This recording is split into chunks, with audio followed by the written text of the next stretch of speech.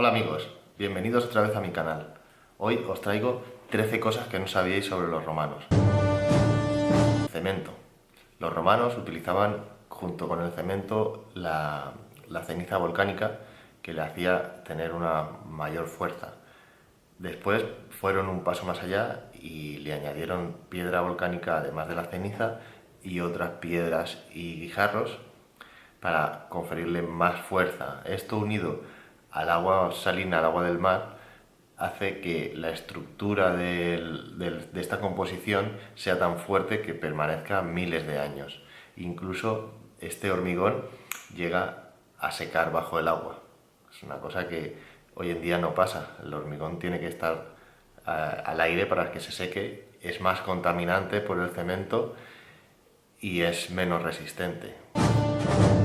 La jubilación. Cuando los soldados romanos se jubilaban, cuando los legionarios se jubilaban, se licenciaban más bien, recibían una parcela de tierra o un dinero que consistía en la paga de 12 años.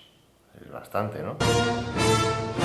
Ascensores. Los romanos tenían ascensores. Bueno, antiguamente ya se habían utilizado, me parece que en Egipto, algún tipo de montacargas con unas poleas muy rústicas. Los romanos lo hicieron a lo grande, tenían en todos sus edificios grandes montacargas para no tener que subir y bajar grandes pesos, pero fueron un poco más allá y crearon un ascensor para el palacio del emperador Nerón, que lo construyó pues, después del incendio de Roma. Incendio de Roma que no provocó él, pero del que sí que se aprovechó. Este ascensor tenía incluso medidas de seguridad del tipo de que si se rompía la cuerda que sostenía el ascensor no caía a plomo, sino que se frenaba y no pasaba absolutamente nada.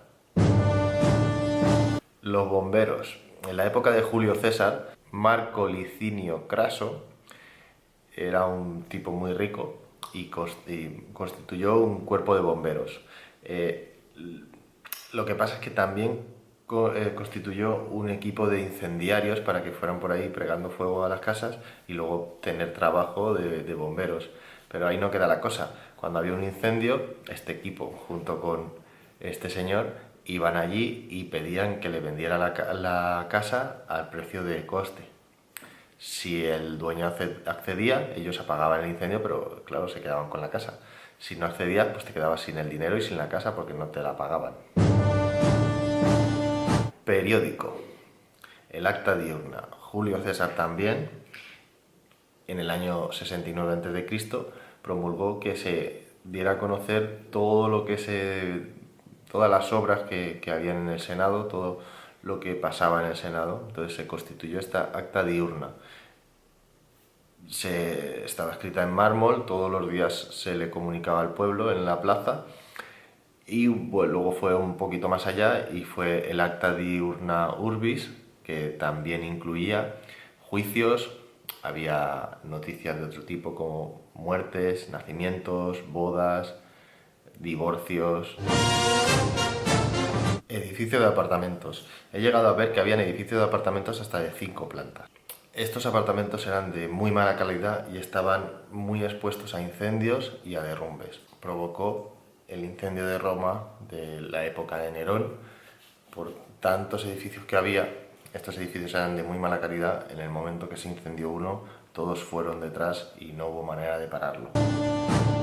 Inventaron el cristal, el vidrio soplado, incluso en estos edificios de apartamentos, en palacios, en domus, en villas, pusieron ventanas de cristal, pero de cristal doble, para aislar del frío y del calor en verano.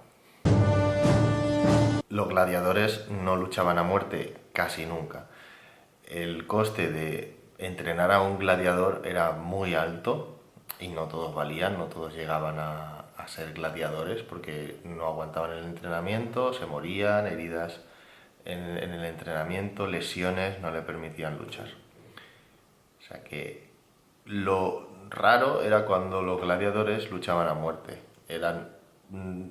No es que no existieran luchas a muerte entre gladiadores, solo que eran eventos muy especiales. A lo mejor una celebración, una gran celebración del emperador o de algún cónsul o algún senador que lo pagaba, porque lo pagaban ellos, no lo pagaba el Estado.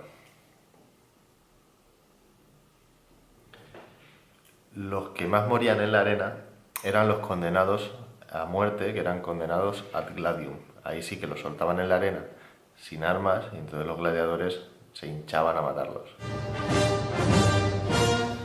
Las naumaquias. En las naumaquias eran donde realmente morían más gente, mucho más que en la lucha de los gladiadores, puesto que ya eran condenados a muerte. En los coliseos lo inundaban de agua, ponían 2 barcos y era como una pequeña guerra entre ellos. Siempre uno representaba a un pueblo y el otro a otro, que estaban en guerra, hacían representaciones históricas o pseudohistóricas de estos combates, a lo mejor Grecia con Persia o Sicilia con, no sé, quien sea. Pero estos sí que eran condenados a muerte, entonces las luchas eran brutales porque el que ganaba cobraba su libertad. Entonces, claro, si estás luchando no solo por tu vida, también por tu libertad, tienes 2 incentivos.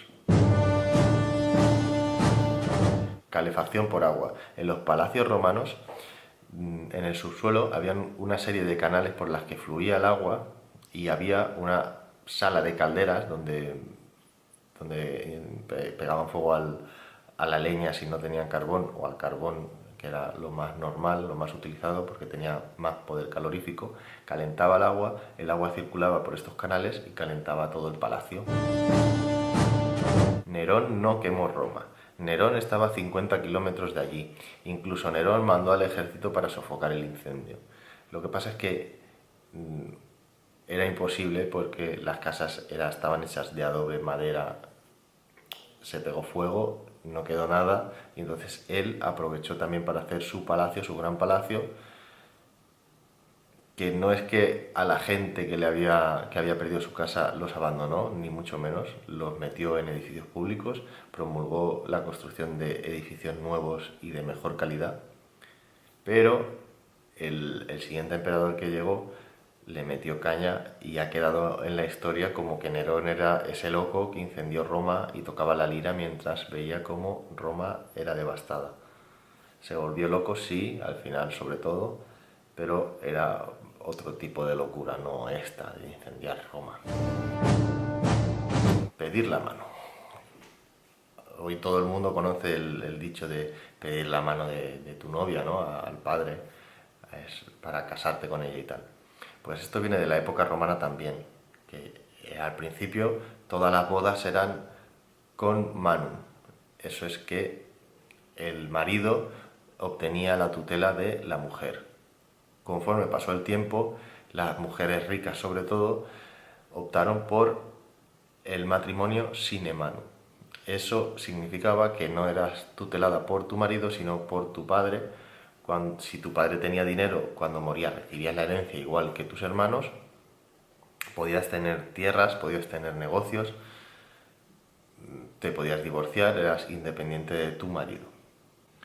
La mujer nunca era una ciudadana romana, siempre era considerada una menor de edad, por eso necesitaba una tutela de un varón.